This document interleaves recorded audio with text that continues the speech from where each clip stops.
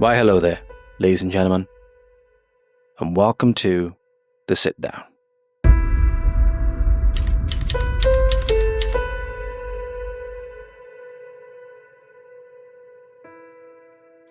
Today, I had the pleasure of sitting down with Mr. James Harvey. James Harvey is a journalist and political activist. He's worked with Vox Populi, he's worked with Urban Scoop, various big political figures such as Katie Hopkins, Tommy Robinson and his team at Urban Scoop. And we sat down to discuss the state of the UK. We sat down to discuss his founding of the Students Against Tyranny movement, why he felt that he needed to found such a movement, and the state of what's going on in educational establishments such as the one that I was in. Funnily enough, me and James, we went to university at the very same time. We don't know each other. We went to university at the very same time, and we were no more than several miles away from each other in two universities down in Swansea. And it shocked me to learn about the treatment that he'd been subject to by the faculty at the university, by professors, by the administrators, who tried to take any and all measure possible to get him kicked out of the university for his political opinions. That led to him founding Students Against Tyranny, and since then, it's led to his journalism and activism. It's created many documentaries, some of which are soon to come out that have not been revealed yet. James has done a lot of amazing work. He's very well up to date on a lot of the problems that we face and is able to talk about them in a very clean and concise way, able to make very complex subjects very easy to understand, and we need to do that in order to see the root of the problem and how we fight it. And who knows, we may have found a solution or two, or at least provided some guiding light to find a solution or two. All that and more whilst you ponder these 5 questions during our sit down. Are you fed up of government tyranny? Are you pro-freedom? Do you think that the government mishandled the pandemic? Do you feel alone and isolated in your beliefs? And do you inherently believe in our right to freedom of speech? Have a think about those, ladies and gentlemen. Have a think about how much they matter as you now listen or watch my sit down with Mr. James Harvey. Enjoy.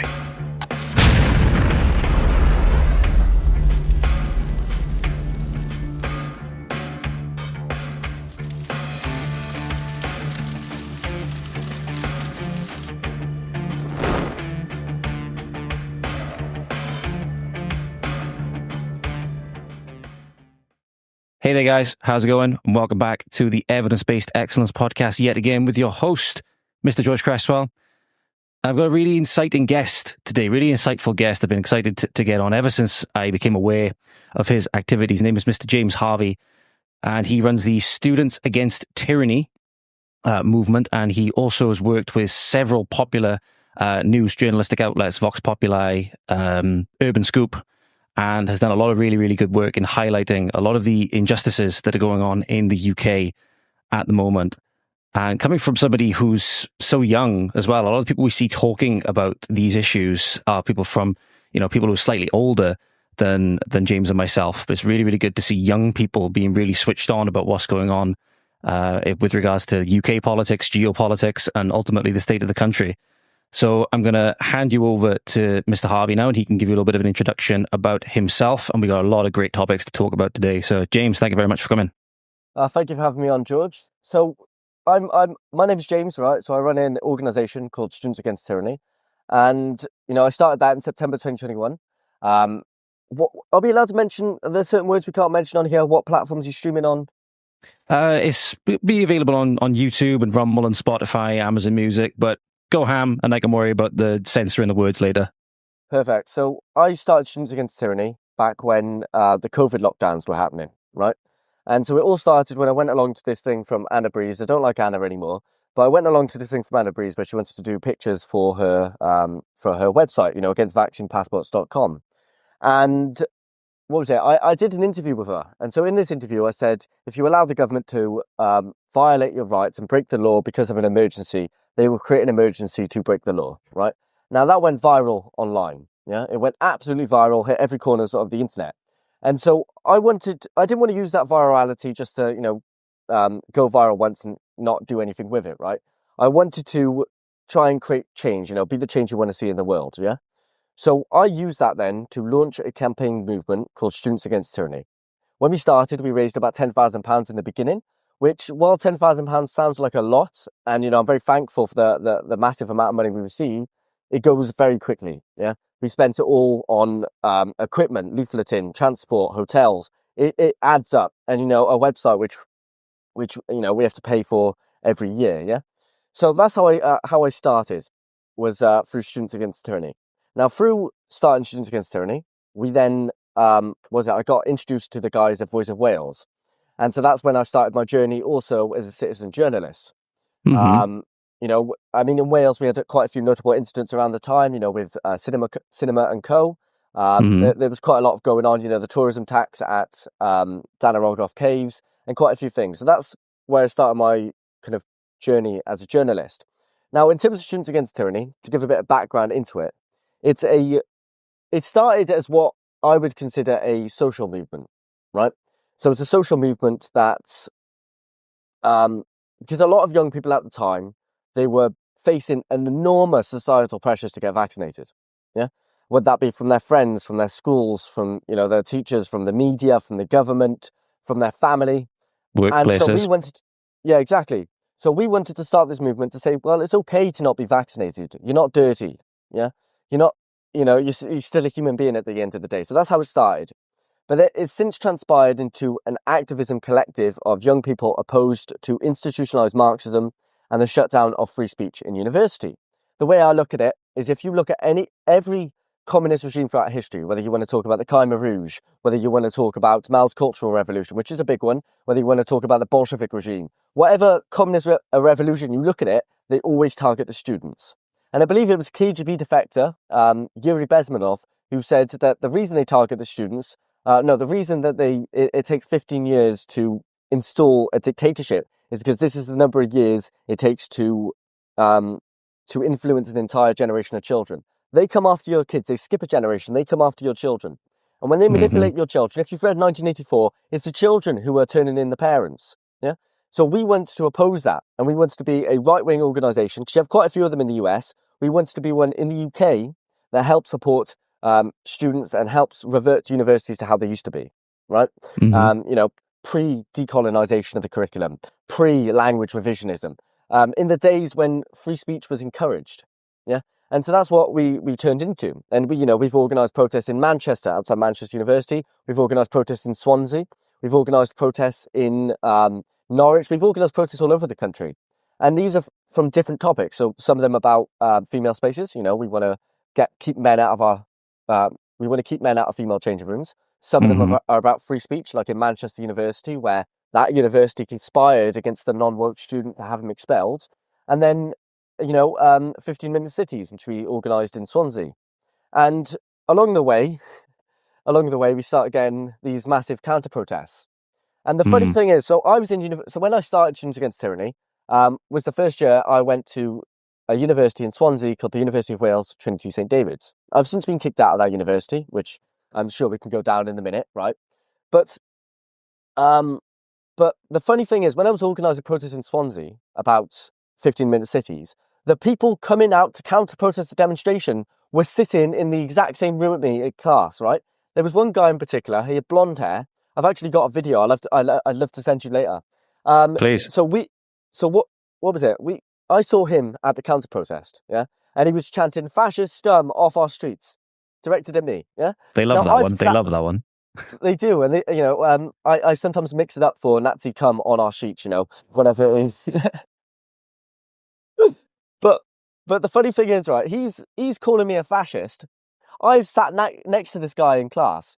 He has never once said a word to me. Never, right? So a couple of weeks later, I see this guy leaving the university accommodation we're both staying in, right? And I'm like, fuck it, I'm going to go up to this guy, yeah? So I run up to him. I've got I got my phone on. I'm like, hey, why do you think I'm a fascist? And he says, I don't want to talk to you, and I don't want to talk to you. And, because they're not so big on their own, are they? They're only big in groups. And that was later proved because of an incident that happened next week, yeah? Next week, I decided to take out the bins from my flat.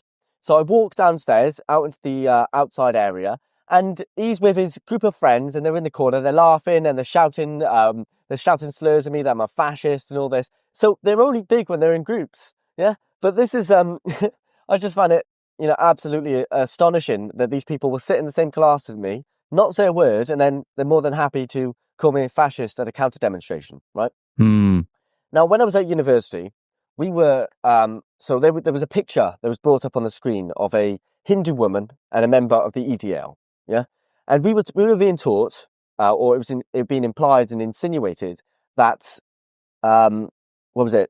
that this Hindu woman was standing up to a member of the EDL. Now, I'm a long-time supporter of Tommy. I've worked alongside him for many years. I've worked alongside his team, and I've worked at Urban Scoop. Now, this is totally and utterly bollocks. Yeah, the EDL, they had a Hindu section, they had a Sikh section, they even had an LGBT section, right? So if anyone's going to throw, and the slogan was literally black and white unite the colours, unite the faith. Yeah. So so I took a 2-second video clip of this because it's not true what the picture was, what they were insinuating through this picture, right? All that was happening is they were having a discussion, a debate, which needs to be had in society, free speech. Absolutely. And I took a 2-second video clip, right? No one's face was in it. You couldn't hear anyone speaking. It was just me slowly zooming into the screen, what was being shown. And I put this out on social media. I sent it over to Tommy's team, who also put it out. And next thing you know, I'm being pulled into a disciplinary meeting. I'm being told I'm not allowed legal representation because I was, I tried to bring along Niall McRae from the Workers of England Union. I was told I wasn't allowed any representation and I could be kicked out. Right. Luckily, I wasn't kicked out over that, but I was kicked out later on. So, they were trying to kind of target me from the start. But actually, later on, I sent off a subject access request to my university to get the emails about me. I'll put these out on my social media. I'll send them to you as well. And in these emails, they're looking for any excuse possible to kick me out. Yeah. So when I got arrested for the Kingdom of Sweets thing, so anyone who's not aware, Kingdom of Sweets is a child sweetie shop that was selling sex toys out in the open for children to grab. Me and a group of activists went in, including Sasha Brown from Banners and Bridges, and we went in multiple times. We took it off the shelves. I got arrested for criminal damage. Yeah. Now they were talking about that, and they thought I got arrested in Oxford, which isn't true. That's not what happened. And they were talking about that, and they were trying to find ways that they could kick me out. So this was going on for a while.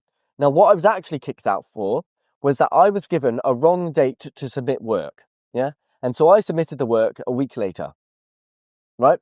A week later, because of a wrong date I was given. I've got proof that they gave me the wrong date, but they still kicked me out anyway. Yeah.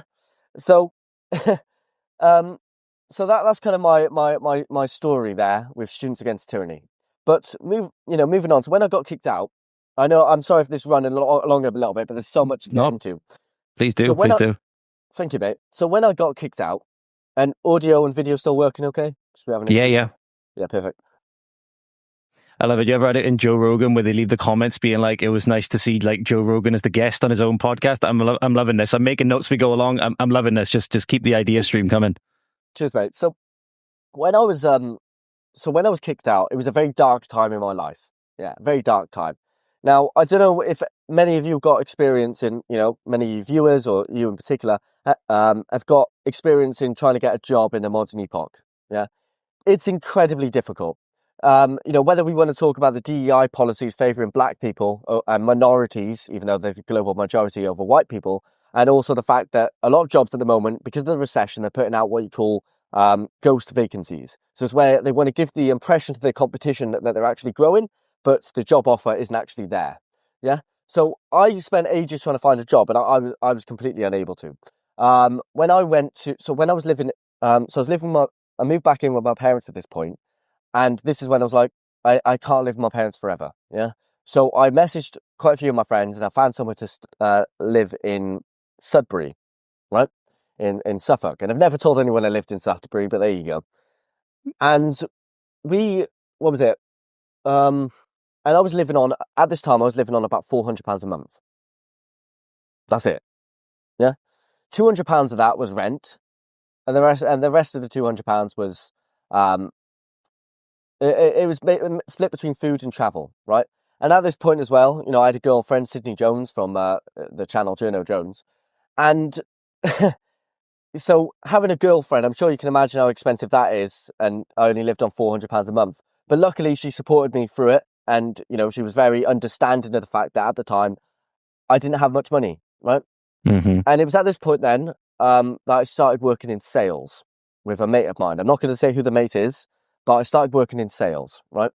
And I was absolutely rubbish at it. Rubbish. I could not sell, right? So I would only get paid on commission. I wouldn't get paid hourly, right? So I was basically at that time working for nothing. And then on the side, I was writing my book, which I haven't continued writing in a while, but it's about 60,000 words at the moment. So what I did, I remember Sydney, my girlfriend, coming round, and I remember us, like, some nights I'd be really stressed about my future and not knowing what I was going to do. And so I remember calling absolutely everyone, seeing if there was any other job I could get. And eventually I found a job working with Vox Populi. Now, at this time, as you know, I also mentioned I work with Urban Scoop. So with Urban Scoop, it's very much freelance. If they need a video done, they'll message me, they'll tell me what they want me to do. I'll say, yeah, this is my day rate, blah, blah, blah.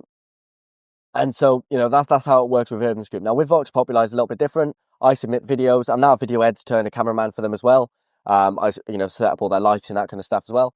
But I with Vox Populi, I started and I slowly started earning more and more money. And luckily that took me out of that debt. And now I'm in a much better position. I've moved up to Cambridge now. So that's where I live now, is in Cambridge. And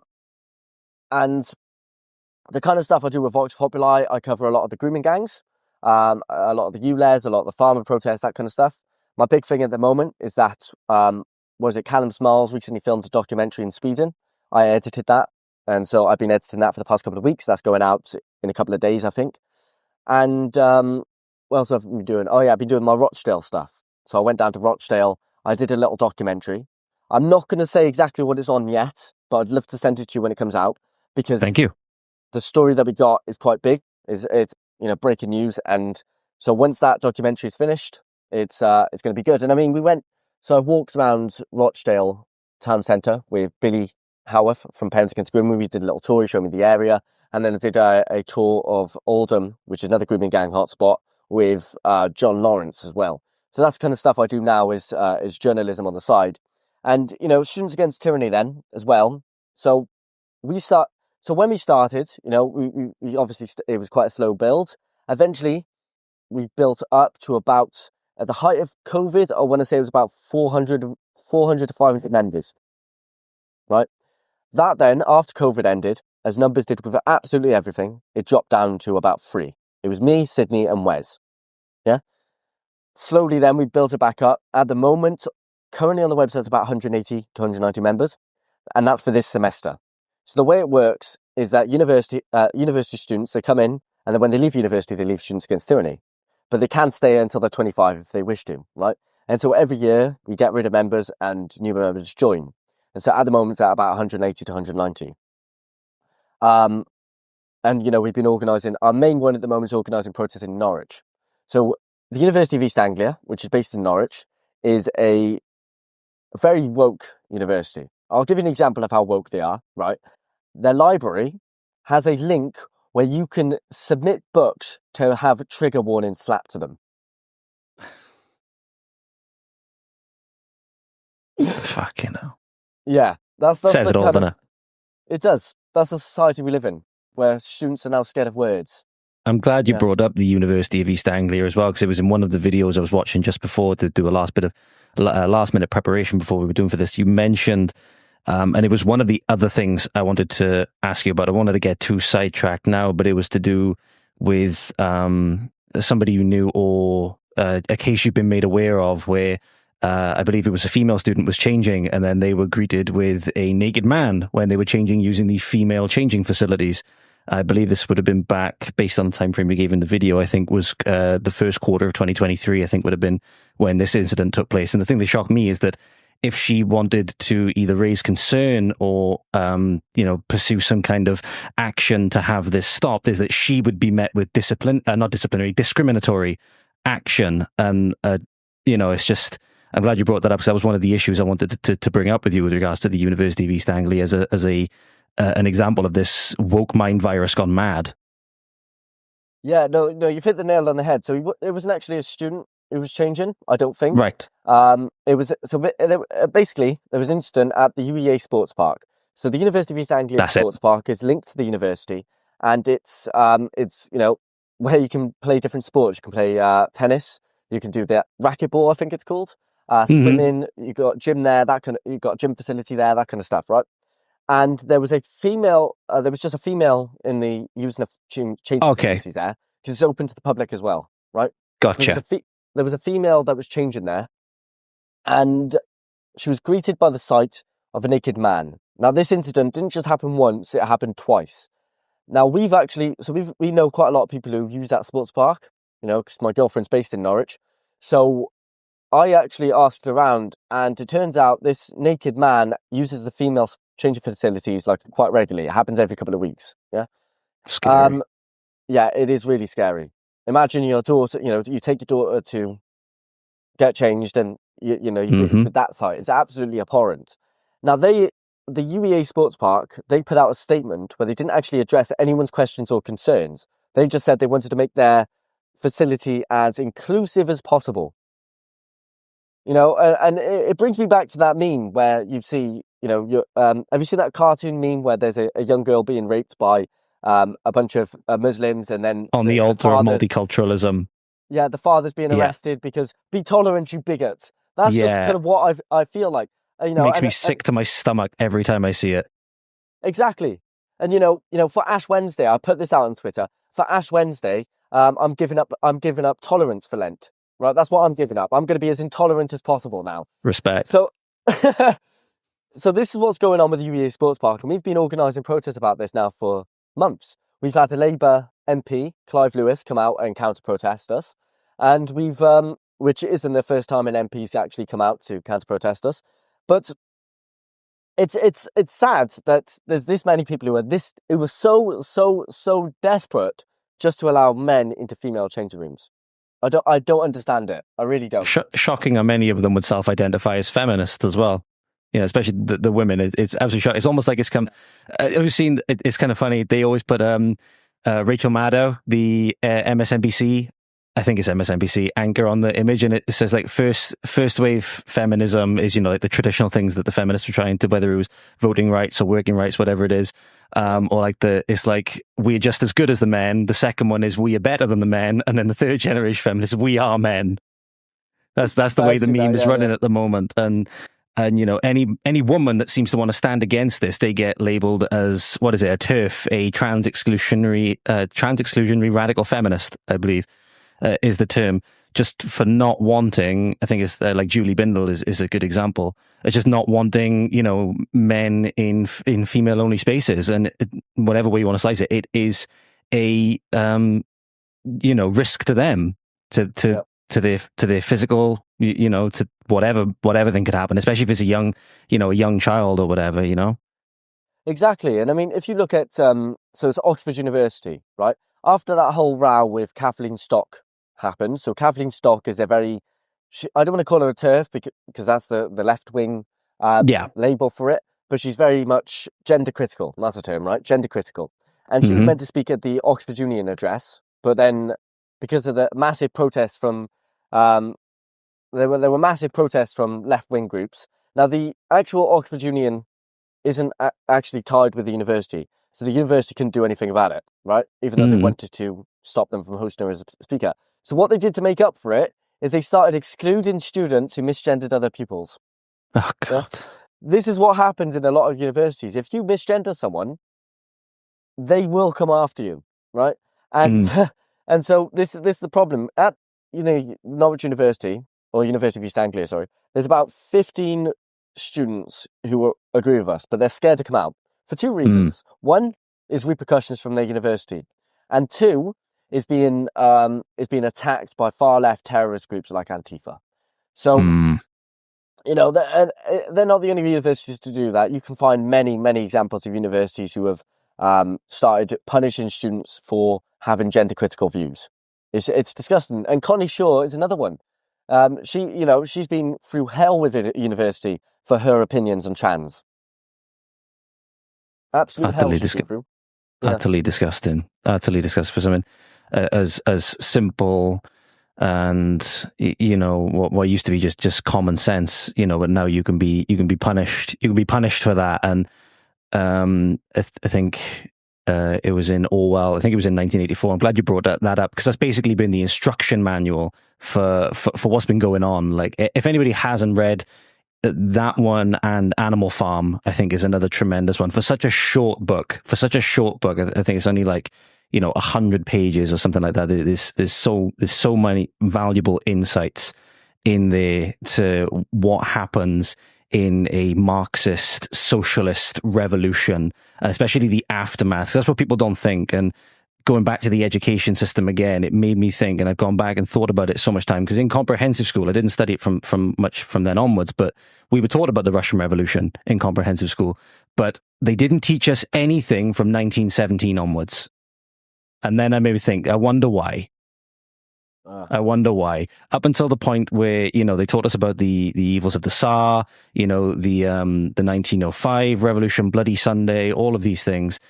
And then they got to 1917 when the communists took over, and then that was when it stopped. Now, they were all happy in the American history module to teach us about Watergate and to teach us about all of these other things and go through all of Reagan's presidency and really shine those people in a really bad light. But they never wanted to touch the aftermath of the communist revolution, which I thought, looking back on it now, there was a reason why. Well, we can, even if we refer back to Mao's Cultural Revolution, and that's the one that you can compare very similarly to what's going on here, right? Mm-hmm. Because in Mao's Cultural Revolution, they also called it Year Zero. This is where they would start anew, and they would attack anything that they considered the old, yeah? I think Khmer Rouge did as well, didn't they? I think the Khmer Rouge did something very similar. Yeah, absolutely. A lot of them did something very similar. It's an entire form of Marxism. It's cultural Marxism. Right? Mm-hmm. Well, Marx didn't actually write about it. So the way I've always looked at it, because Marx never actually wrote about any of this stuff to do with cultural Marxism, but he gets blamed for a lot of what's going on. The way I look at it is that Marx provided the foundation. So the foundation he provided from a pure economic theory, right? And then people started building on that. And Mao, he added the cultural aspect, yeah? And then you have the progressive aspect that was later added as well. And so it all links together. And that's how I think that Marxism works in the modern age, yeah? So with, and cultural Marxism, it was literally developed by Marxists at the Frankfurt School in Germany, wasn't it? Mm-hmm. So, Max Horkheimer and all the rest of them, yeah. Yeah, exactly. At the moment, they attack anything that they consider the old, yeah? Mm-hmm. They attack anything that they consider the old, and you have to adhere to their one narrative, the new narrative, which is progressivism, mm-hmm. yeah? That's the new narrative. Black Lives Matter. That's the new narrative, yeah? And, that, and the way they're doing that in universities is through two things that I mentioned to you in Twitter DMs, was the Race Equality Charter and the Athena Swan Charter, right? So I was going to ask you about that latter one especially, yes.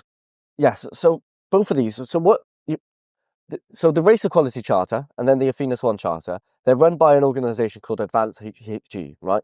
Now, the Race Equality Charter, they focus on race, and the Athena Swan Charter, they focus on gender. What they do is they reward universities for adhering to a racial or gender equality narrative, right? So if a university, for example, let's say the University of Cambridge, they provide a proposal for how they're going to make their school more racially inclusive, or their university more racially inclusive, then they will, and the proposal is good enough, they'll receive a bronze award. As they then get a silver award when they actually start taking steps to achieving that.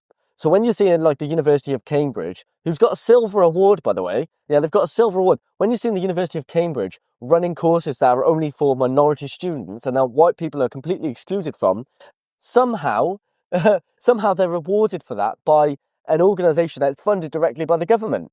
It's disgusting. They're funding the war against us. And then another example, again, the University of East Anglia, right? They did a year 10 field trip called Uni Unlocked. And Uni Unlocked is about giving young year 10s a taster of student life, right? They get to stay in student flats of other year 10s, participate in sports clubs and society taster sessions, and just get a general taste of what university life is all about, yeah? White people were told they weren't allowed, white year 10s. were told they weren't allowed to attend. And then you would ask why, right? So on the one side, they say it's to boost diversity uptake, right? It's the same reason they claim they do female-only engineering clubs in secondary schools, yeah? They say that it's to boost diversity uptake in a particular profession, in this case, to get more minority students in university. If you look at the figures, white people are entering into university at a lower rate than every other ethnicity. Asians are highest. No, Chinese is the highest, sorry. You know, black people are even going to university more than white people. So why are they doing it? It's pure anti-white racism. That's what's going on in university. And then these same universities will get rewarded by an organisation that's funded by our government. It's disgusting. It's really disgusting. And not only that, not only do they get not only does Advanced HE receive funding for the race equality and Phoenix Swan charters, but they also, when an investor sees that a university has got the race equality charter, the Phoenix Swan charter, they're more likely to give more money. Especially when you've got the Soros-backed organisations, chiming in. It's honestly, it's massive. It's despicable. It's despicable what's going on. Now, I mentioned this as well to you. Is at the University of Edinburgh, right? So there's a big problem in the UK with Chinese funding universities, right? Now, I understand with the Russia stuff, there was an organisation that was funded to kind of make a little bit of propaganda. I'm not going to get into that actually. But so the Chinese are funding a lot of UK universities to a very, very, very large extent. Now, something I mentioned to you was decolonisation. Now, that's a big topic that's plaguing university, the field of university at the moment, yeah?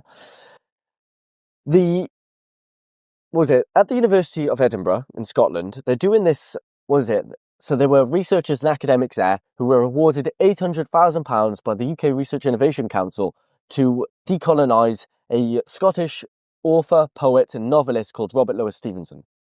Now, his name just come up in one of the videos I was watching, because you brought up some interesting points about it. I'm not going to try and reiterate them, because I feel that I'll get them wrong, because I've only just watched it. But you brought up some interesting points in one of the daily debrief videos that I watched about this guy. Yeah. So, so I'm assuming then have you read some of his work before, or? I haven't, no, personally. Right. So he's written quite a few famous books, like The Strange Case of Dr. Jekyll and Mr. Hyde, and quite a few other things. Yeah. So these are really famous books. He's a very famous author, and he's very renowned in Scotland. He's very much loved. Yeah. Now, the left want to claim. Sorry, I know there's a bad light coming on me, but I need to get some better shades for the window. That's perfectly fine. Don't worry. So there's, he's. I'm just trying to get my point. Oh yeah. So the left want to claim that he is. He perpetuated a few colonial stereotypes in his work. Right. That's what they want to claim. Now, I haven't read a lot of his books. I would claim that he was very critical of Western imperialism, yeah? So he's actually quite progressive for his time frame, yeah? He was very critical of Western imperialism and colonialism, right? But because he perpetuated a few colonial stereotypes, even by accident, he deserves to have his whole life's work ruined, yeah? He's now in a grave. He can't defend himself, and yet they're going to, you don't talk bad about the dead. Do you get what I mean? Unless it's Jimmy Savile or a pedophile. But they're decolonising his... There are exceptions, I get that. But they want to decolonise his work, yeah? Now, the reason this is hypocritical, and it's extremely hypocritical, is because that exact same university has received millions and millions and millions of pounds from organisations directly linked with the People's Liberation Army. The People's Liberation Army, the same one responsible for the Tiananmen Square massacre, the same one responsible for the persecution, imprisonment and torture of Falun Gong practitioners, which is the Chinese equivalent of yoga.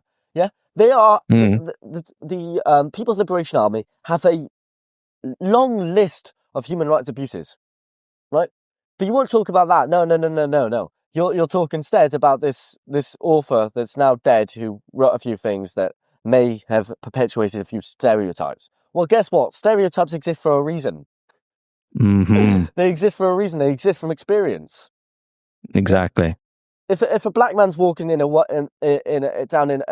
road, right, and he sees a group of skinheads, absolutely completely bald, no hair, and they're white. It's a very white neighborhood. He's going to cross the street, right? If I walk down a black neighborhood with the hoods right, and I see a gang of black people, I'm going to do exactly the same thing, right? Mm-hmm. You build stereotypes from experience. Stereotypes are not racist, yeah? Mm. So now there's more interesting things about Edinburgh University. So Edinburgh University, their head teacher there is Peter Mathiasen. Why is this interesting? Well, because before 2017, he was the head teacher of Hong Kong University in China. Yeah, Mm. yeah. And coincidentally, 2017 is the same year that university stops receiving funding from China. The same year. So the reason that he left Hong Kong University and came to Edinburgh was because he was was because he made a few pro-CCP anti-democracy statements. He offered to work with the police and punish those who were protesting against the CCP. Yeah. Because at the time, previous to 2017, there was a big thing on university campuses in all over China, especially Taiwan and Hong Kong, I believe, where they were putting up banners at the university. He was offering to work with the police. And so because of that, he was forced to step down, and he went over to the Edinburgh University, where he then became the head teacher. He was actually headhunted, and I think he's on like a £150,000 a year salary. He's one of the highest paid people in the UK. That's nice. As a head teacher. Yeah, exactly. It's really nice. So he's the highest head teacher paid in the UK, and he's a Chinese citizen, right? Say 150 odd grand to decolonize the curriculum and throw shade on this one Scottish author that can't get up to defend himself because he's obviously long passed on. But the reason there, I'm glad you pointed out the double standard, because I was talking with I just wanted to have a conversation with Paul Ashton of the Abolish Welsh Assembly Party just to see what they were doing, see what their sort of stance was on a lot of different things.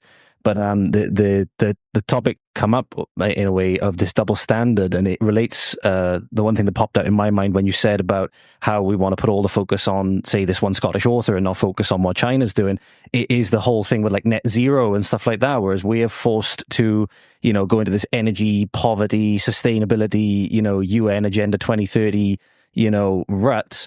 And China is no scrutiny and is building coal power plants like there's no tomorrow. So there's that double standard there where it's like, come on. And it's just amazing me how many people just don't see it. Yeah, no, definitely, mate. And I mean, it gets worse, actually, funny enough, at this same university. So Edinburgh University is home to the first Scottish Confucius Institute. Now, Confucius Institute is a direct link between a Chinese university and a UK one, right? They act as kind of they want to promote Chinese culture, the Chinese language, like Mandarin, and, a lot of Chinese students who study in the UK will be attending these Confucius Institutes, which, a lot of universities across the UK have them, right? But what comes with the Confucius Institute is a pairing. So this pairing is directly between, like, Swansea University, for example, they are paired with Wuhan University, yeah? So they have like a twin university agreement, so they work together. Yeah. Now, Edinburgh University has one as well. I can't remember exactly what Chinese university they're paired with, but they are paired with one. Now, the Scottish Confucius Institute, they are home to quite a few speakers. What they actually are, what these Confucius Institutes actually are, I'm going to call them CIs. What these CIs actually are is they're like overseas Chinese Communist Party police stations, right? They keep tabs on Chinese students. They subvert issues on Taiwan, Tibet, and stuff like that, because to them Tibet's not a state. By the way, in their contract in the UK, if you want to work at a Confucius Institute as a Chinese citizen, you're not allowed to practice Falun Gong. That's another thing as well, right? But it's called Scottish Confucius Institute for Business. That's one at Edinburgh University. Yeah. Now they've housed quite a few speakers. One of the speakers is it Victor Zhang? I think it's Victor Zhang. There's quite a few names. I don't know. I know they definitely housed one. I can't remember what his name is exactly. I think it's Victor Zhang, who worked at the United Front Works Department. Now, why is this interesting? Well, the United Front Works Department is the Chinese Communist Party propaganda branch. Is it actually? Yes. It's their propaganda branch. They've flown over to the UK and they've spoken at a Confucius Institute with Edinburgh University students at. I don't understand this. How are people okay with this? And I mean, if you go deep down the rabbit hole of Confucius Institutes, which is now run by a company called Hanban, in China, right? It's directly controlled by the United Front Work Department. Yeah. Now, there's actually there was a documentary done. I can't remember who did it, but there was a documentary done on Confucius Institutes, and in it they found evidence that they were that the Confucius Institutes, if you asked them about Tibet, they would say it's not a state. If you ask them about Taiwan, they would say it's not a state. It's part of China. So they are directly controlled by the United Front Work Department, and we are allowing it in the UK. So we're fighting this war on so many different fronts. We have language revisionism, with the inclusive language guides at Surrey University, Edinburgh University, and a bunch of others. Yeah, you have this institutionalized Marxism, the shutdown of free speech. You have Confucius Institutes, decolonization, everything all going on at once. They are trying to come after the young people because everything starts with them. Every communist regime throughout history, and I'm going to reiterate this point, every communist regime throughout history has been conducted by the students, by the young people.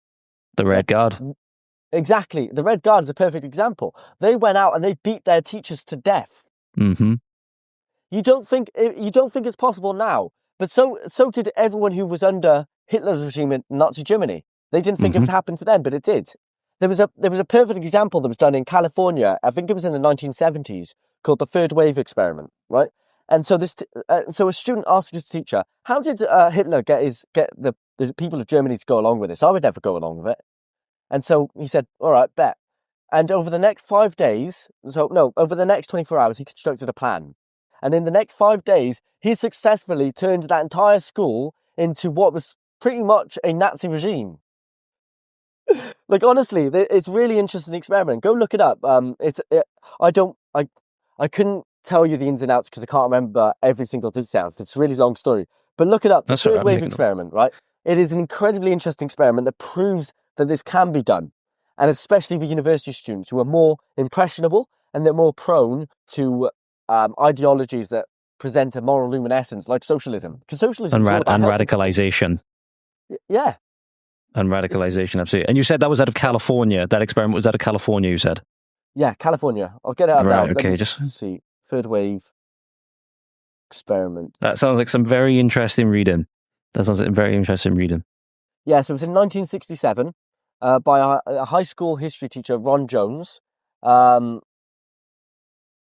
I think it was in California as well. Just look it up. Third wave experiment, man. They've got a documentary and a movie on it. So, give it a watch, mate. It's really interesting. There we are. Definitely really look at that. What they did. But yeah, and it hardly surprises me because you only have to see the footage on X, coming out, and oftentimes I don't really see the same footage coming out on Facebook and other platforms. I see it coming out a lot more on X, and obviously the government has a whole thing with X. They want to try and shut it down because obviously they want to try and control the flow of information and all of these things. But you only need to see the chants and the backing of it. It's the made up chants, the fascist scum off our streets or Nazi scum off our sheets. I'm getting mixed up with what you said now.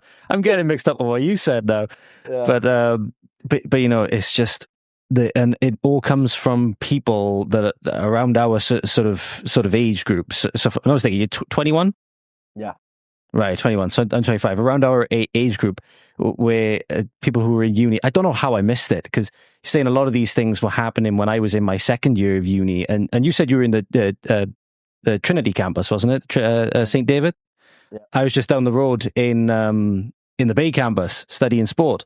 So that's why I was like, I don't know how, it never occurred to me that this was going on. I didn't see any of this going on. Maybe it was because I didn't stay on campus and I didn't really associate with too many people and stuff like that. And so I just kept my head down. I didn't see it. But I didn't know that all this was going on. I just think all of this stuff that was going on with you, where your professors and the university itself are trying to get you kicked out, and it was literally just down the road from where I was. That's mad to me. That's mad to me. When were you studying there? 2019 to 22. Oh, so you would have been there at the same time I was? Yeah, 2019 to 22, yeah. I was studying sports and exercise science down in the Bay campus. Nice. And literally, I think the biggest thing that happened was when the lockdowns hit, I was at home. So I think that's maybe what allowed me to miss out on a lot of it. Just coming back then in the third year to do my dissertation, most of it was online. But, to think that It was probably going on in the campus that I was at as well. If it was going on the other campus down in Swansea, then there's no doubt it was going on the Bay campus as well. I'm just thinking, like, you know, how many other students have been affected by this that we don't know about, for example, that maybe have tried to speak out about this or have been, you know, cowed down and forced into submission to this ideology because I don't know, maybe they'll get scholarships revoked or even just the social element, the social stigma of being, you know, what I believe Mao he gave it good identities as red and he gave bad identities as black. And there's not like a racial thing. There's just an arbitrary distinction that he made, I believe. But, you know, having one of these identities that people look at almost like a stinking leper. You know what I mean? Yeah, no, definitely. How much, so, do you mind if I ask you, do you still live in Swansea? I don't live in Swansea, no. So when you were down there at that university, were you living on campus? No, I was commuting. Commuting, right. So I'm just trying to get an image. How much do you know about Swansea? Not a whole amount. I know from following, you brought them up earlier, the Voice of Wales lads, well, lads and lasses, I should say. But you know, I know they do a lot of work, and I know it's quite a hotbed for a lot of left-wing, left-leaning, and pro-Palestine activity.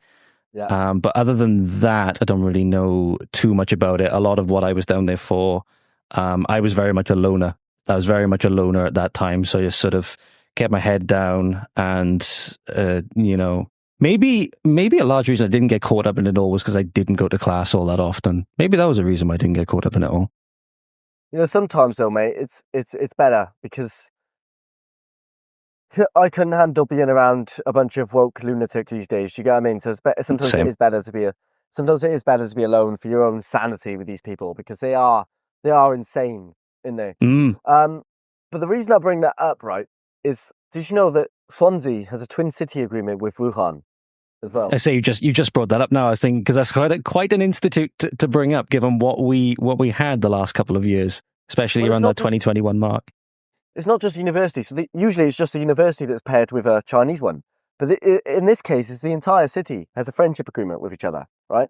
Now, there's a leader of Swansea Council called Rob Stewart, the leader of Swansea Council, yeah? And I once managed to catch up with him, and I asked him, well, what gives? And he said, we brought friendship agreements in place after the Second World War to bring the values of democracy over to that country. That's what he said about China, right? So then I said, well, what about the sanctions you've just placed against Russia? And he said, oh yeah, I'm fully in support on the sanctions I've placed against Russia because Putin is bad. So on the one side, you want to bring the values of democracy over to China, but on the other side, you don't want to bring those values over to Russia. So I you know, there's a bit of a double standard there as well. Swansea is an incredibly bad city, really. It's really a bad city. The universities aren't too bad. I find with the creative universities like the University of Wales, Trinity St David's, I think Swansea Bay could fit into that category a little bit. They are less woke as a general rule. It's usually, well, not entirely. It's the arty university that become incredibly woke, and the liberal arts colleges. But yeah, God. I know one in Cardiff blocked me on Twitter, blocked me on X once. That was quite funny. I called them. I can't remember what one it was. It was a university in Cardiff. I believe they've unblocked me now, so to get all the prefaces out of the way. But at one point they did block me because somebody who I followed on X highlighted something, and I basically just parroted them. I said, "Oh, look what this university's doing." I think it was to do with the whole gender inclusivity stuff. And I basically just called them out on it. They say, "I know I'm blocked on there," and then they went back and unblocked me. Bear in mind, I have like, what's my X follow account? It's nothing. My X follow account is nothing. Let's have a little look. I have a grand. 94. There we go. I have nothing at all in terms of that like kind of social media presence. So and they blocked me. So I was like, I did find that quite hilarious. I was like, you know, where's the free speech gone? You know, the universities used to be, as you said, bastions of free speech. You know, the Oxford Union, I believe, used to be a really like prestigious, and I'm not saying it isn't a prestigious institution, but you know, very the name carries a lot of weight. And I think, I can't remember who it was, but I know Winston Marshall made a nice speech there when Nancy Pelosi was there a good couple of months ago. Might have been a year ago now. I can't exactly remember when it was, about populism and stuff like that. But there was another one where somebody tried to speak. I know Ben Shapiro spoke in there as well, but I believe it was somebody trying to, it was a pro-Israel, pro-Palestine thing. And everybody's just getting up and chanting these genocidal slogans. There's no like debate or rigorous conversation going on. And it's just like, what the hell has this devolved into? No, you're right. I mean, so Oxford Union is about 200 years old, 200 years. And they've hosted anybody who's anyone there. Do you get what I mean? They've hosted people from, I mostly know people on the right, but they've hosted people from, even on the left, Narinda Kaur spoke there. They've had, Katie Hopkins, Tommy Robinson, Winston Marshall, as you mentioned. They've George Galloway. They've had a lot of people, anyone who's anybody has spoken at the Oxford Union, and they've got a very big reputation for never cowering down, right? They will host controversial speakers. It doesn't matter what topic they're speaking on, they will host them. Yeah. I think they've even hosted people who've gone down the path of saying that Hitler was right. Yeah. So they're a very prestigious organisation, and they take the idea of free speech very literally and very they don't sway, right? Free speech is free speech. That's their opinion. And that's, the right opinion to have. Free speech is free speech. And you mentioned the war there as well. So I've been of the opinion, and you've probably seen on my Twitter recently, that it doesn't matter. I just want the dying to stop. The only people that war benefits is the elites who profit on both sides. Look at, Henry Ford, who collaborated with the Nazis and with the British during World War II. Yeah, he collaborated with both sides in the war. Yeah. All right. Okay, I didn't know that. Yeah. Look it up, mate. It's really interesting. The Rothschilds did as well. So the war. There's no profit in peace, is there? There's only profit in war. And so right now they're trying to push us down this path of getting involved in a war, and it looks like that's going to happen soon. But the US recently just removed the US recently just removed the UK's top level security clearance. So hopefully we're forced in a position where Trump comes in and stops us from going to war, because to be honest, I don't want to get conscripted, because this is a war I do not believe in. And I absolutely agree in that sense, and I'm very much so of the opinion, and I think it baffles me when, and I think it's just when people either don't want to see it or they haven't seen it yet for whatever reason, it is how much danger we're in at home due to things like mass migration and these kinds of things.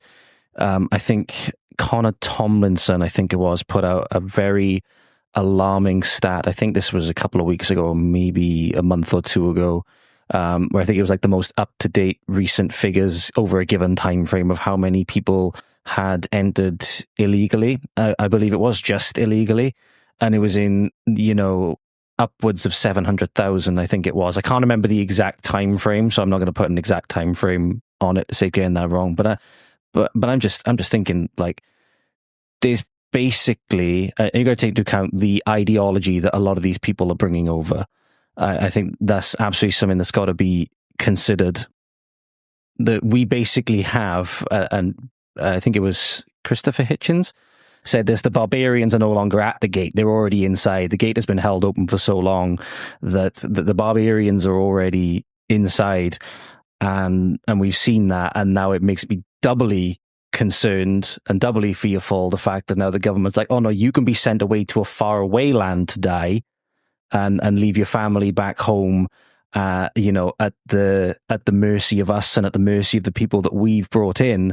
And I think a lot more people are seeing it now. They're trying to send just, regular working class, all class people rather, but, regular British people to die in Ukraine or whatever front it may be, and not be able to defend their home.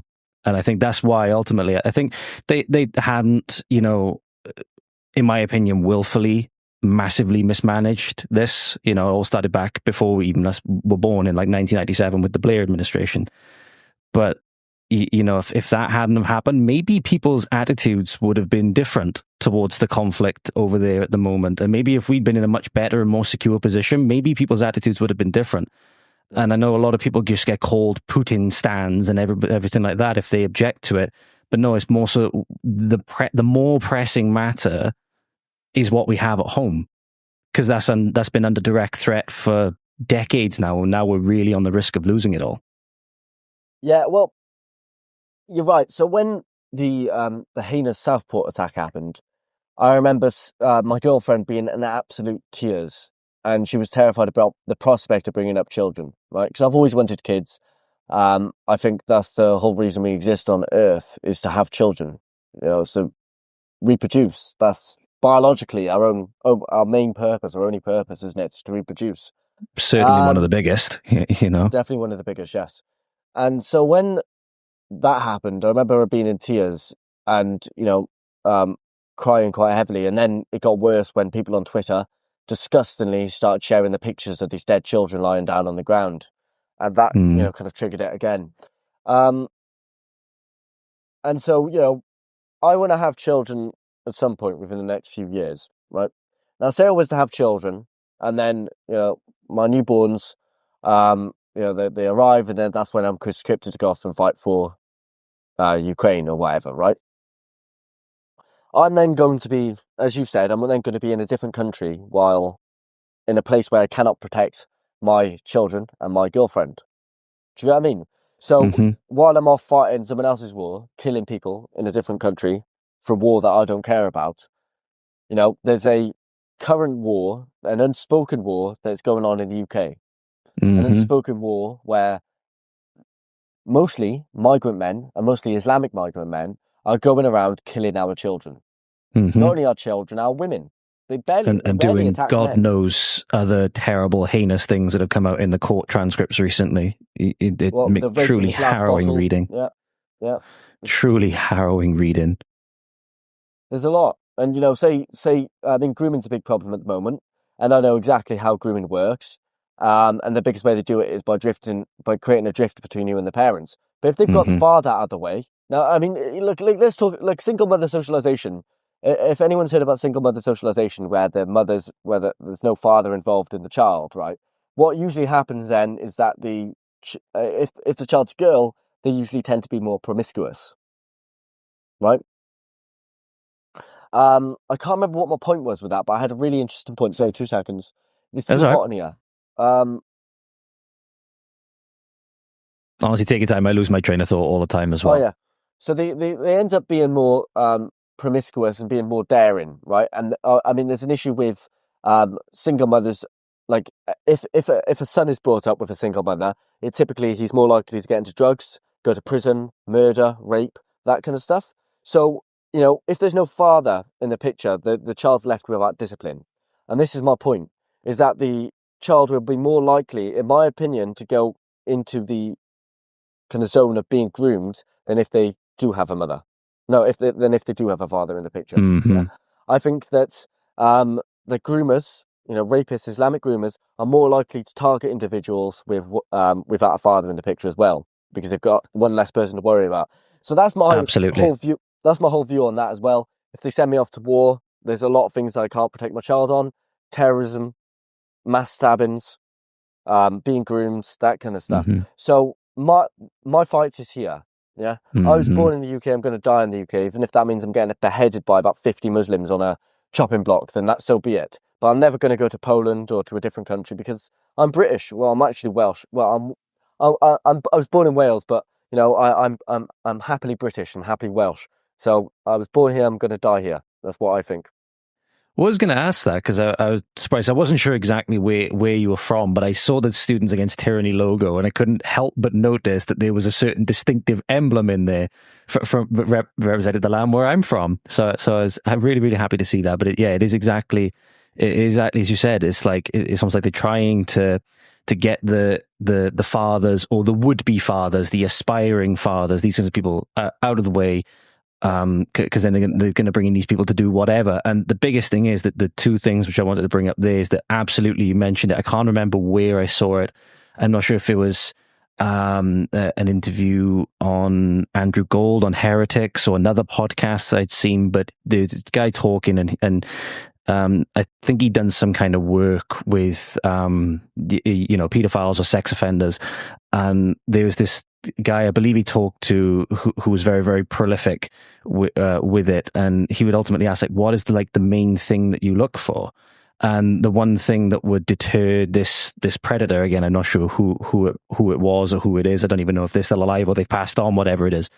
The biggest thing that would signal to them if a child could be a good candidate for grooming and to be a victim would be if they looked at the father and if they saw the father was a threat or not.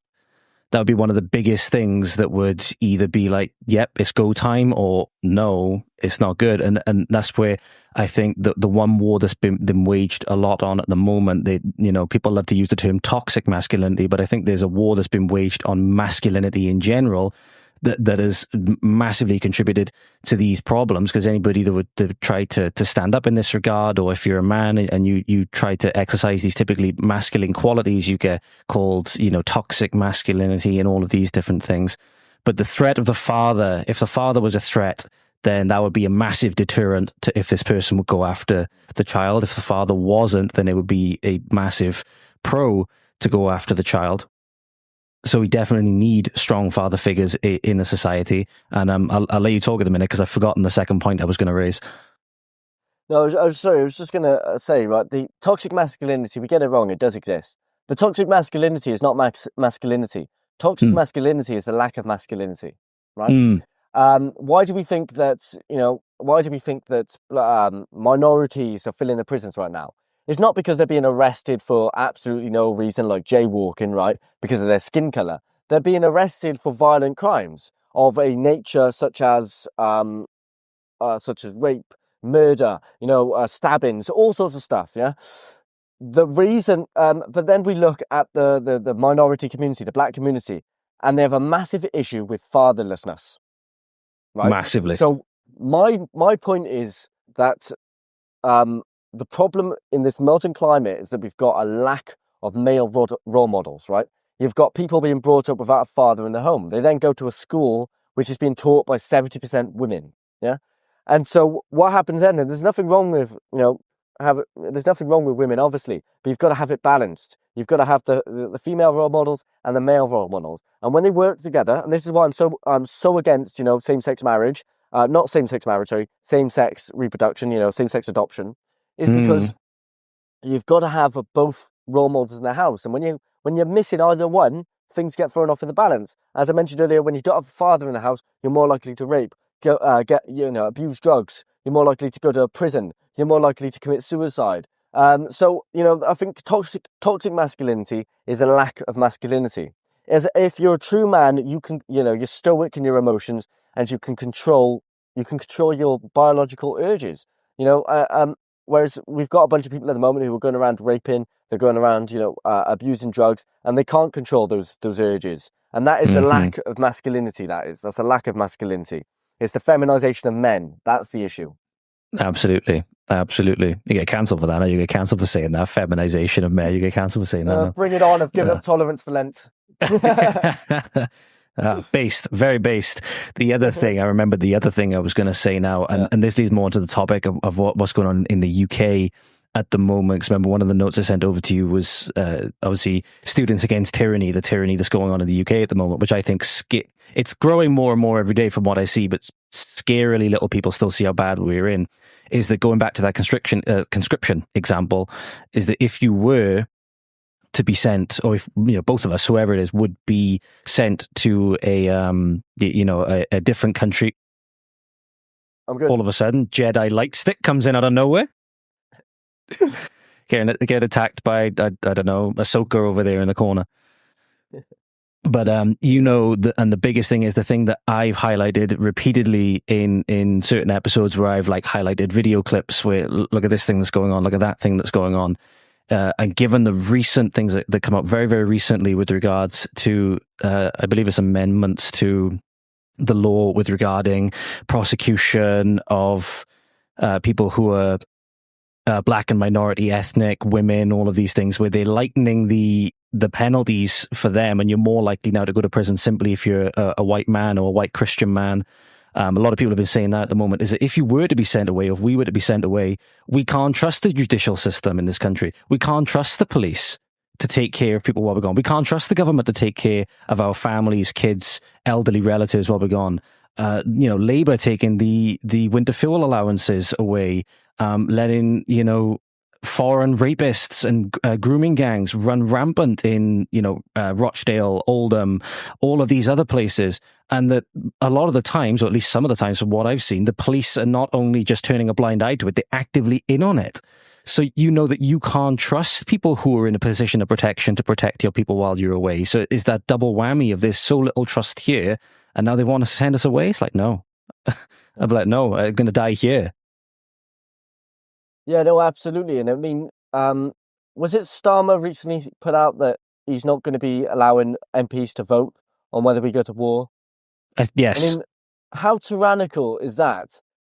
I bet you we can find instances through history where tyrants have literally done that, where they've sent their country to war without them ever voting on it, right? It's an extremely common occurrence in the field of corruption and tyranny, yeah? So that's going on right now. You've then got the May elections being cancelled in loads of different parts of the country, including Norwich, because of devolution. They want to devolve the government. But by doing that, they are going to put democracy on hold for a year. No, you do not ever put democracy on hold. Yeah, that is, and the fact that they can delay an election without being challenged by we the people. There are no protests outside these big buildings. The tyranny is going on, and yes, it started under Labour. Wales has been under control of Labour since 1999, and their wait times are worse than it was under the Tories in England, right? So, yes, I completely understand that a lot of this started under the Tories. But the Tories and Labour are two in the same. They are two in exactly the same. They've all got one end goal in mind, and that is tyranny of the UK, tyranny of the people. They are coming after you, they are coming after me, they're coming after all of us. And they are trying their hardest. Now, what they're doing now is they're sending us to war, right? They're sending us to war because that way then the people who are here, they can easily take over our country and turn it into an Islamic nation ruled by Sharia law. That's one thing, right? Because Islam is being used by the elites. The second thing then, they are trying to usher in all this ULEZ, this 15-minute cities, right? They are controlling you through large amounts of debt. You think you'll ever be able to buy a home? No. And ask yourself why you can't buy a home. The reason you can't buy a home is because of illegal immigration. Rise in houses through the fucking roof. There are too many people here. We can't build enough houses to support all of these people, right? So they are... we've then got... we're then controlled by our debt as well. We don't actually own anything. Nothing. We own nothing in this life, right? Everything is either owned by the banks through debt, right? They are owned because they are digital, right? You don't actually own your own songs. You don't own your own films if they are purchased digitally. You don't own your own, for example, Netflix. If you pay for something for a Netflix subscription, that movie can be removed at any time. If you buy a movie through YouTube Movies, they can also remove that as well. So you don't actually own anything either. So you're controlled by your debt. You were controlled through absolutely everything. And they are encroaching more and more of these laws to make it more difficult to say anything, right? I've had police. So when I was working at Voice of Wales, I once, so we used to do a lot of the migrant hotels. We used to expose all of them in Wales, right? And I once exposed one in Tongwelai. And I used the term undocumented alien, which actually, I was taking the piss out of the left because that's a very politically correct term, undocumented alien. It's something that's used in American law, right? Undocumented and then alien just meaning different, right? So I use the term undocumented alien. On a busy Saturday evening, the police sent 2 uniformed officers to my parents' house. I didn't even live with my parents. I lived in Swansea at that time, right? And I got a call up from my parents. They said the police turned up. I rang 101, and all this is filmed, by the way, and you can find it on the Bad Law Twitter. And the police said that the reason that they were sitting at home watching my videos, because they've got local intel officers to do that, by the way, right? They were sitting at home watching my videos, and that's offensive, James. You're going to have to take that down. Okay, well, there's hundreds of people who call me a Nazi every day on Twitter. That offends me too. Take that down. Oh, no, I wasn't actually telling you to take it down, but you just did, right? So they are using these laws not against the left, not against people down a straight line, against both sides of the spectrum. They're using it against the right. And I don't like using the term right. They're using it against the people who are pro-freedom, right? That's what they're doing. They're using these laws against people who are pro-freedom. And by the way, I'm not sitting here saying that I want left-wingers to have their free speech taken or be arrested over tweets. What I'm saying is I don't want it to exist at all. But it does. It's in. And it's getting worse. Right, you want to call Russia a communist dictatorship, say we got to fight against them because they're a tyrannical dictatorship, right? They arrested 300 people for social media posts last year. We had 11,000. It was 11,000 last year. It might be 11,000 or 4,000. It was something around that number. Yeah, it was a couple of thousand. I know there's that famous Konstantin Kissing clip where he's on, I believe he might have been talking from somebody with The Spectator, and it's from a couple of years ago, but he says, do you want to know how many people were arrested for things they put on social media, the UK in the last year, or in Russia in the last year? And he said exactly what you said, about 300 or so, about 330, whatever it was. And I think we were at that point up to about like 3,000 or something like that, or like it was in four figures. Yeah, it was four figures, put it that way. It was four figures. It was well over double, triple, quadruple the difference. And obviously, you know, how to assess the validity of that claim, is somebody throwing a claim out there, but it's something that the fact that is not out of the realm of possibility and not out of the realm of surprise is an indictment of what's going on. And you've got people like Peter Lynch, obviously, who held the sign. He was just holding a sign. That's all he was doing. He was holding a sign. I believe it was just saying the police are corrupt. I believe it was saying, or the government is corrupt. It was something like that. But because he was in a certain vicinity of one of these hotels that you mentioned, he was slapped with nearly 3 years. I think he was slapped with a nearly 3-year sentence. And obviously, God rest his soul, he didn't see the end of it. But, it's just like, what an awful state to be in. An awful position to be in. That was provoked deliberately. I remember at the time when these riots were happening, I did a video and telling people to stay inside and not go out. Because I said this is just going to be used to further more freedom is against you, and a lot of people are going to get arrested. Because what they were doing, they were introducing new facial recognition legislation. They were introducing all sorts of new laws because of that is now going to be used against you. And it goes back to Hegelian dialect. They create the problem, they force people to react, and then they come up with a solution that they wanted all along. It's Hegelian dialect, right? Problem reaction solution. Yeah, and that's what happened here. And it's sad because it ended in people like Peter Lynch losing his life, and a lot of people who are currently in prison, very good people who are in prison, who are in the wrong place at the wrong time, who are locked up for 3 or 4 years, and we're in contact with some of them, and some of them are getting badly beaten by these, Islamic gangs because their face has been painted all over the news. Yeah, so. And then you've got, in Manchester, a friend of mine, Martin Frost, he burnt the Quran.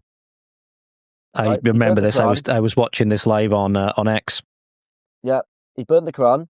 He was arrested by 2 Muslims. It was confirmed. Yeah, 2 Muslims who arrested him.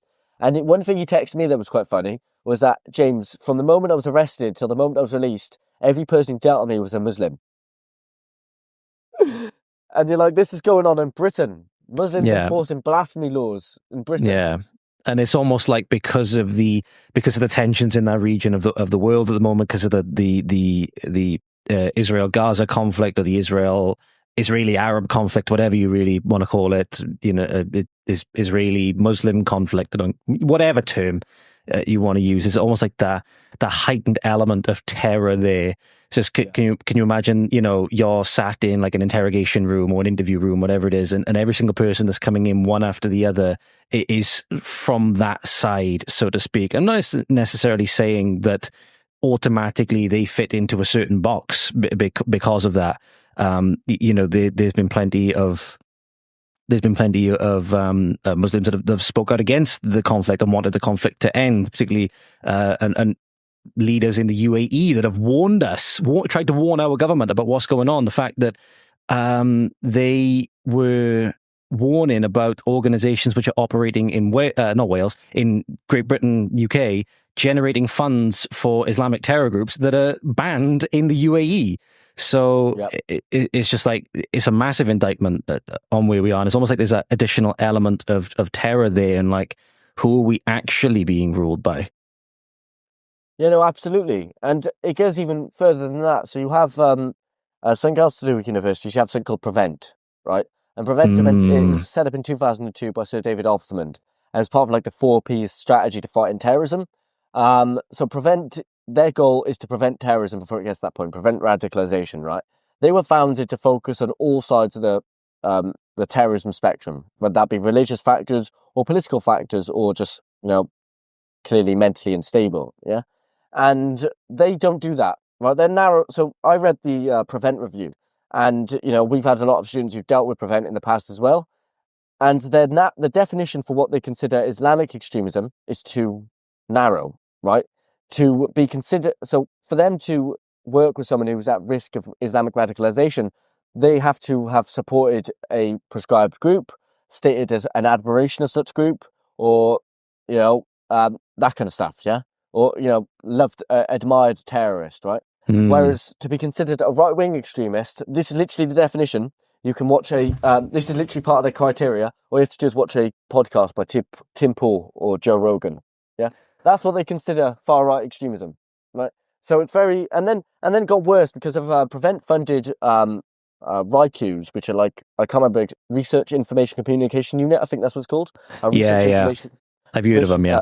Yeah. So a Prevent-funded RICU and Prevent-funded CSOs, which are community projects, right, were actually working alongside hate preachers. The Islamic preachers who preach that marrying 6-year-old women is okay. Well, 6-year-old girls is okay. The ones that preach that gay people should be slaughtered. Yeah, those kind of hate preachers. The radical ones. They're the ones that bring people into terrorism organizations. So the government is... So, no, not the government, sorry. You, the taxpayer, are funding the war against you. That's what's going on in this country. And that's the biggest thing I think that people need to realize is that and I think that's one of the reasons how it's able to progress so quickly is it's being subsidized by the collective taxes that are paid off the backs of all the good working people in this country, whether it's hotels, whether it's benefit schemes, whether it is, exactly as you said, these organizations that are literally almost like working hand in hand or whatever with these hate preachers. You can go on X, you can find all many videos of it. They'll say Sharia will dominate the UK. The UK will be the next Islamic caliphate. All of these things, and it's being funded by us. But funded by all of us. We're literally funding our own destruction. Yeah, that's the most blatest way you can put it. Is that you are funding your own destruction, and we'll see how long we have left. Apparently, according to so originally it was Agenda 21, wasn't it? But according to Agenda 2030, we have 5 years left.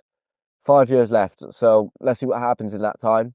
Because I don't trust reform, to be honest. I think they're our best bet, though. But I don't trust reform. I've had some dealings in the past with Rupert Lowe as well, and I don't like him, funny enough. I'm probably the only person who doesn't like him at the moment.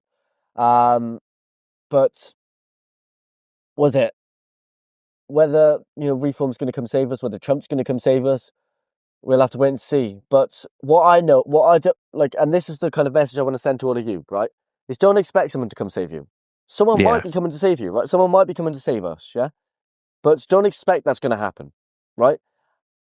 What I mean by that is get out there and do things. Change starts with you. Everything starts with you. That's the words of Ant Middleton in his book, in his book, Last Man In, right? He said, everything starts with you. Yeah. First man in. That's it, sorry.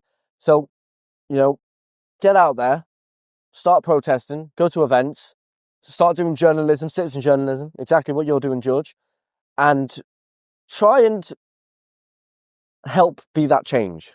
Don't expect that someone's going to save you. I mean, it might well be, but, we can't count on that 100% happening. So make sure you play your part in this movement as well.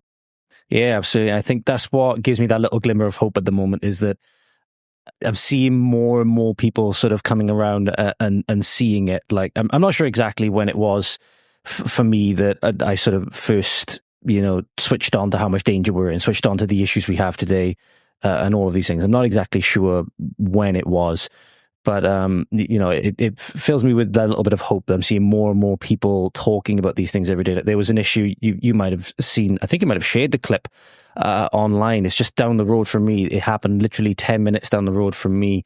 there was a massive brawl in the middle of a street in a small town known as Blackwood. Now, you probably know it, actually, a small town of Blackwood. No. There was because I know Voice of Wales shared it. Several other people shared it. There was a massive brawl. All foreign men, from what I can see, likely. Yeah, there we go. Likely I think it was Turkish men. I think it was two barbers that were like two groups of barbers that were scrapping, but they had weapons. I think they had bars and all of these different things. And I'm literally thinking that is not even 10 minutes away. No, that was near Clonethy, right? No. It's just. Do you know where the small? Do you know where Newbridge is? Yeah. Just it's in Caerphilly. It's in Caerphilly Borough. Yeah. No, it is concerning. And the thing is, they're all in cohorts together, aren't they? So within 5 minutes, you can have 100 of them there together. Do you know what I mean? Because they're all linked through social media. And this is the thing with taxi drivers as well. So when we did our investigation in Rochdale, we noticed, we found evidence that they're all in these group chats together. So what happens is, and Tommy's team have said this as well, is that these taxi drivers, they act as the eyes and the ears of the city. And so do the Uber Eats riders and Deliveroo ones, right? They act as the eyes and the ears of the city. And so they're all in group chats, they're all on the phone together. If you've ever walked into a taxi and you've heard them on the phone to each other, right? So if they see something suspicious, they'll tell each other. And that's how the grooming gangs operate, is through these taxis. If they talk, it's basically a massive network, and that's how it happens. And so the fighting is the same thing. If one of them gets fighting, they're a massive, the one thing I will say is you'll never see a homeless Muslim. They're a very strong community. They're close, they're more close-knit than the British, right? And I will give them that. So when one of them gets into a fight, within 5-10 minutes, hundreds of them will be out there. Hundreds of them. Yeah. So that is the thing about the Islamic community, but it's also scary because these are all fighting age men. Yeah? And within, we saw what happened after the riots. You had the Muslim Defence League reform, and they started walking around Bradford, which is mostly, it's mostly Islamic. So they are very much, if there is a war, they'll be straight on it. Yeah. So we've got to be ready. And I'm not saying, we've got to be ready for war or whatever, because I know counter-terrorism should watch this. That's not what I'm saying. I'm saying you've got to train because it's healthy to train. So get into the gym. Yeah, get into the gym. Get yourself ready. Get yourself training. Because you don't know what's going to happen. We could go into World War III. We could go into an apocalypse. We could go, civil war could happen. So basically, just get yourself physically fit and get yourself ready for that. For anything that could happen. Absolutely. I think the one thing counter-terrorism might be looking at you for in what you just said there, though, is I believe, correct me if I'm wrong, you might have dead named or misgendered Bradford. I believe it's known as Bradfordistan now. No, sorry, I do retract what I said. It is Bradfordistan now. Yeah, But yeah, no, it could be a very, very scary time. But yeah, exactly as you said. And the training, being physically healthy is one of the best things that you can be at the moment. And it might just be the thing that saves your life in a lot of ways. Certainly was for me when I came very close to losing it. That's for sure. It certainly was for me. And how I was able to recover as quickly as I did from an illness that nearly took me off this planet. So, but that's a story potentially for another time. But I think, I can't remember if there's anything that I really else wanted to go through. I just go through my notes a bit quick. Yeah, course. The only other thing, really, before we get on to a little bit about where people can find you, maybe future work projects you've got coming up, that obviously you're at liberty to talk about those kinds of things. I understand, things might be, sensitive projects and all stuff like that. So not expecting you to divulge anything like that. We talked a little bit about when we were talking about the universities, because I think it's really important to drill down on those. I think that's where a lot of the radicalization and a lot of the indoctrination is happening, and really even down as low as comp and primary school. But have we got a little bit more information about the Athena Swan stuff itself? Because I've got in my notes here from one of the documents you put in a daily debrief video, which I think it might have been one of the ones. It looked like it's recorded in a studio somewhere because it's got like the soundproofing. It's the same studio as this one. I've just retiled it. Oh, there we are. And I think it might have been you and Sydney, I think, might have been recording it from May last year.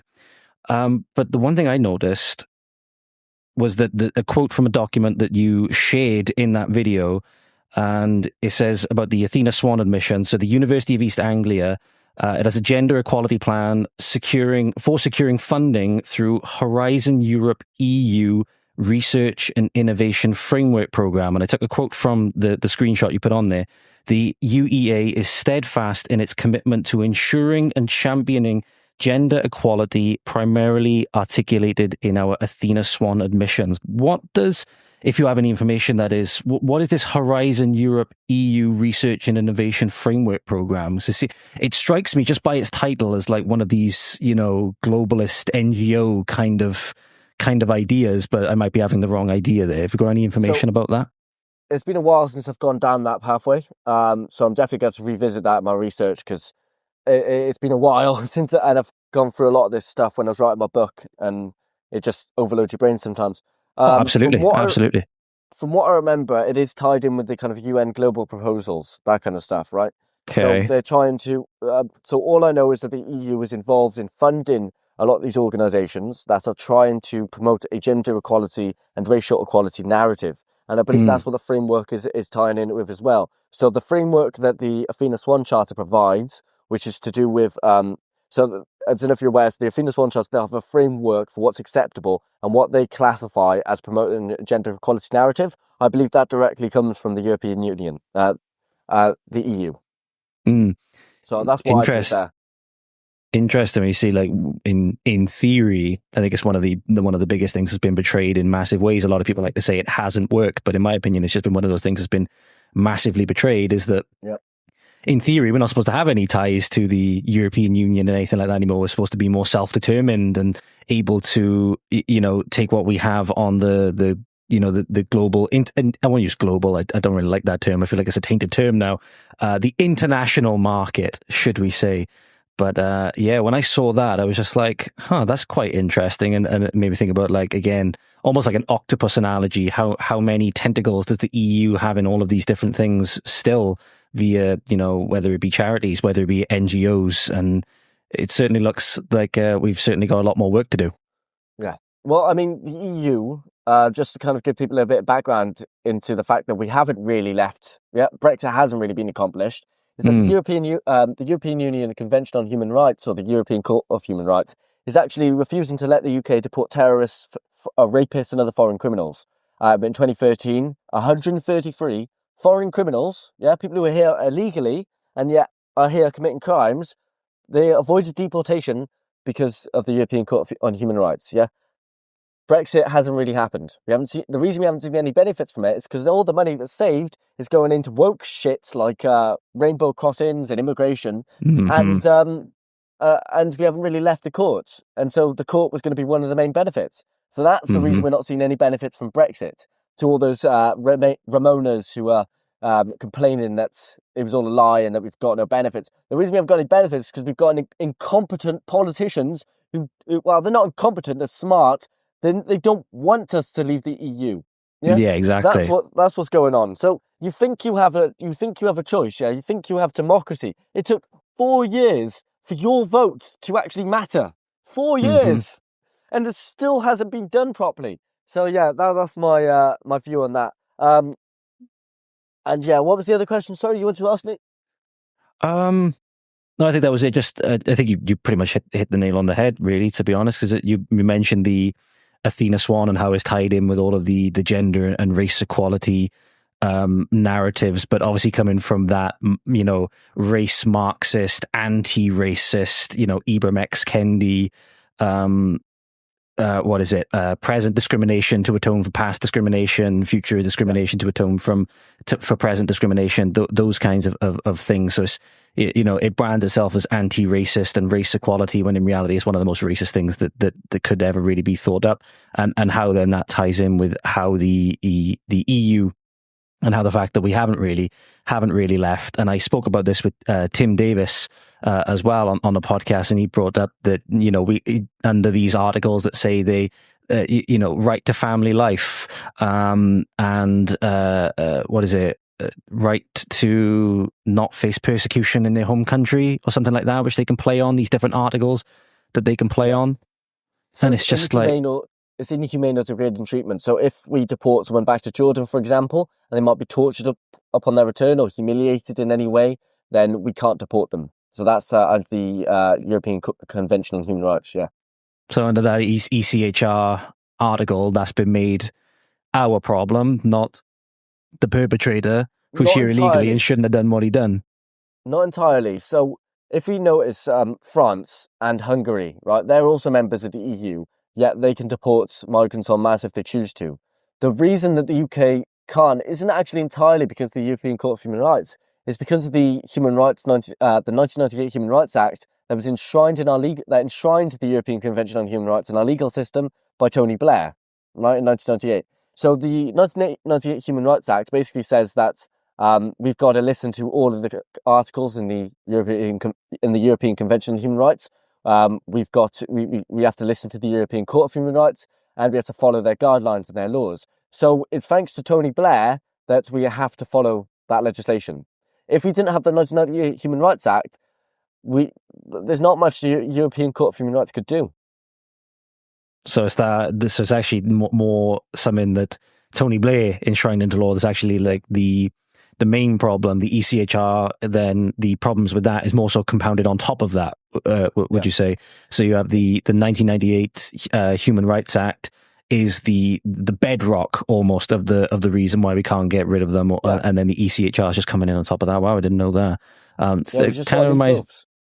So we got the European Court of Human Rights, and then we got to revoke the 1998 Human Rights Act, and that way then we couldn't get fined, and no law could be enforced, and we couldn't be sued. But this is another thing, right? All these people who want to avoid deportation, they go on legal aid and use our money to sue us. Mm-hmm. Yeah, yeah. And they use our money to sue us. It's not even so they use our money to sue us, and then we can't do anything because we've got the 1998 Human Rights Act and the European Court of Human Rights telling us, so we just got to get rid of both, man. I say, hasn't there been another thing, just on that note we mentioned about legal aid, hasn't there been another thing that's been increasingly politicized, whereby some people, in order to try and fight their cases, they've actually been denied legal aid, just regular British people that may be, persecuted by the state, they've actually been denied legal aid, but these foreign criminals, whether they're here legally or illegally, whatever it may be, are being able to sue us with our own money. It's disgusting, man. It really is. It's a shit show, and this is the country that we're living in. So, this is what I say to all of you people watching. Please get out there and join us on the streets, because we are protesting literally every week. Yeah, every week we're out on the streets. So please, please, please join us. No one's going to come save us. It's our job to save ourselves. Absolutely, and that ties us nicely into what you guys have got coming. Because one of the things that I was gonna ask, mainly, so maybe you could send me, and obviously I could put it out there or whatever. Is have you got like a calendar of events for the next year or months, whatever it is, or is it just something you put out on social media as it comes out? So we used to, but because I'm doing a lot more journalism, I spend less time doing activism. But we've got a lot of big team, but we've lost a lot of our funding, right? So because we've lost a lot of our funding, paying for other students to organise their own protests is a little bit difficult. They've got to kind of self-fund themselves, but I don't mind chipping in quite a bit of money if they need it. They just have to ask how much. So right now, we don't have a calendar, but I do have an event happening. What day is it? I have an event happening on Saturday that I can't go into the specifics of because it's really going to wind up the left. So I'll send you a video of that when it comes out. Awesome. And then tomorrow I'm at I've been asked to go cover a reform rally, so I'm going to go cover that. In a couple of months, I think that some of our team wants to organise a protest in North England, because North England's where we get the most Antifa. So they want to do that. Other than that, we haven't really got any events coming up. We've got my documentary coming out from Rochdale soon enough. I'm going to a Patriots of Britain demonstration on the 22nd of March in London, Unite for the Children. And then there's one in April in Manchester, which is also Unite for the Children, I'm going to support. The thing is, every time I organise a demo, I have a lot of support from this other organisation, Patriots of Britain, football lads. and they come out to support me all the time. So for a while now, I've been trying to support them as much as possible because of how much support they've shown me. Yeah, in a couple of weeks now, 'cause summer's back, it's lovely and sunny outside. I'm going to have a better idea of our events for the year. But we have got a lot of journalism in the making. So make sure to follow Vox Populi on YouTube. Make sure to follow me on Twitter, James Harvey 2503. Make sure to follow Students Against Tyranny on Twitter and Telegram as well. Just Students Against Tyranny.